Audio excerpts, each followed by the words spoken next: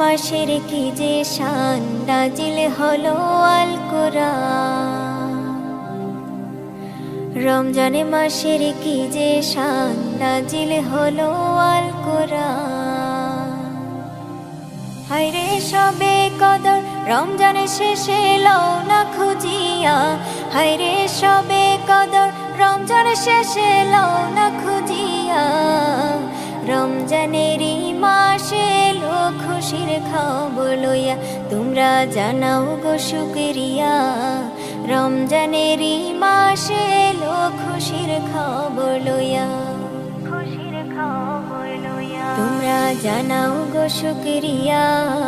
রমজানেরই মাসে এলো খুশির খবর লইয়া, তোমরা জানাও গো শুকরিয়া। রমজানেরই মাসে এলো খুশির খবর লইয়া, তোমরা